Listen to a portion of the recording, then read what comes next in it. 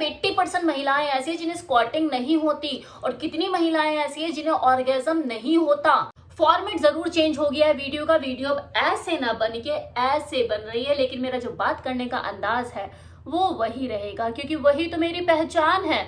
आज मैं आपके लिए लेकर आई हूँ बहुत ही इंफॉर्मेटिव वीडियो, जो आपके लिए काफी फायदेमंद साबित हो सकती है अगर आप इस वीडियो को एंड तक देखेंगे। क्योंकि मैं बात करने वाली हूँ फीमेल बॉडी के बारे में, कि फीमेल बॉडी में आखिर कितने छेद होते हैं। अब देखा जाए तो ये एक तो सबसे बड़ा होल है, कान, नाक, ये छेद ही हैं। लेकिन मैं जो बात करने वाली हूँ वो लोअर बॉडी में स्थित वजाइना की बात करने वाली हूँ, कि वजाइना में आखिर कितने छेद होते हैं और सेक्सुअल एक्टिविटीज में वजाइना का क्या इंपॉर्टेंट रोल होता है, ये भी आपको इस वीडियो में पता लगने वाला है।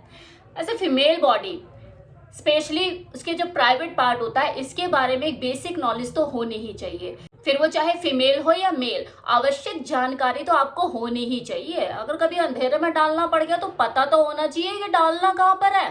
भाई वो लोग जो कि ओवर कॉन्फिडेंस का शिकार होता है ना, कि 50 बार हमने ऑनलाइन चीजें देखी, हमें सब पता है, जब फर्स्ट टाइम करने जाते हैं ना तो नहीं समझ में आता कि डालना कहाँ पे है। तो ऑनलाइन चीजें देखने, उसे समझने और प्रैक्टिकली करने में बहुत फर्क होता है, और वही फर्क मैं इस वीडियो में आपको बताने वाली हूँ। तो बने रहिए इस वीडियो में।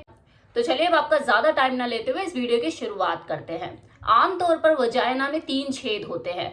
एक सबसे छोटा छेद होता है जो कि नजर भी नहीं आता, जिसे साइंटिफिक टर्म में यूरेथ्रा कहा जाता है, और यहीं से ही आपका पेशाब पास होता है। बहुत सी महिलाओं को यही कंफ्यूजन रहती है, आधी से ज्यादा उम्र उनकी निकल जाती है, लेकिन वो ये सोचती है कि उनका जो यूरिन है वो वजाइना में से पास होता है, जबकि ऐसा नहीं है। पी पास होने के लिए एक बहुत ही छोटा सा होल होता है, जिसमें एक पिन तक इंसर्ट नहीं हो सकती है। अब जो दूसरा होल होता है वो थोड़ा सा इससे बिल्कुल दूरी पर, जैसे ये वजाइना है इसके बिल्कुल नीचे यहाँ एक होल होता है जिसे वजाइनल होल कहते हैं। यही जो पीनस है वो प्रवेश करता है। सेक्सुअल एक्टिविटीज के दौरान इस होल का यूज किया जाता है, और बच्चा भी डिलीवरी के टाइम पे इसी होल में से निकलता है। अब अगर हम इस हॉल के नीचे या थोड़ा सा और पीछे जाएंगे तो हमें एनल हॉल मिलेगा। ये वही हॉल होता है जहां से आपका बॉडी वेस्ट मॉर्निंग में थ्रो आउट होता है, और कई बार लोग इसे एनल सेक्स करने के लिए या गुदा मैथुन करने के लिए भी यूज करते हैं। अदरवाइज फीमेल बॉडी में सिर्फ एक ही होल होता है जिसे वजाइनल होल कहते हैं, जो सेक्सुअल एक्टिविटीज के दौरान यूज किया जाता है। चाहे वो इंटरकोर्स हो मेल और फीमेल के बीच में, या फिर कोई फीमेल खुद को अगर सेल्फ प्लेजर देना चाहती है तो वो मैस्टरबेट करने के लिए इसी वजाइनल होल का यूज करती है।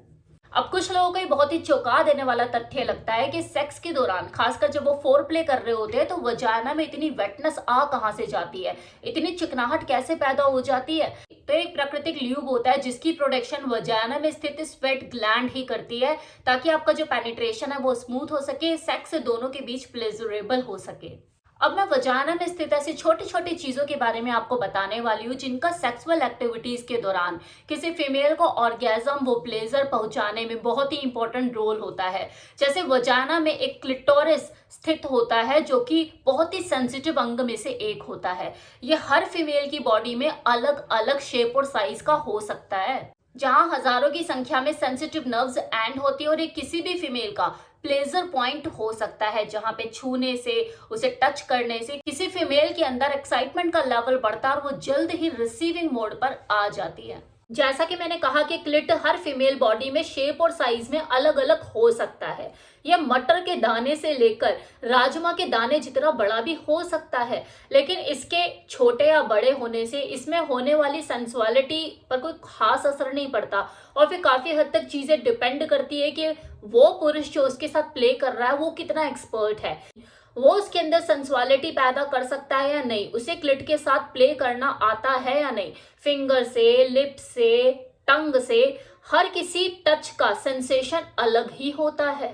चाइना में जब आप 2 फिंगर ऐसे इंसर्ट करेंगे और पीछे की तरफ हुक बनाकर लेकर आएंगे, तो आपको वहां पर एक जी स्पॉट भी मिलेगा, जो आपको महसूस होगा एकदम।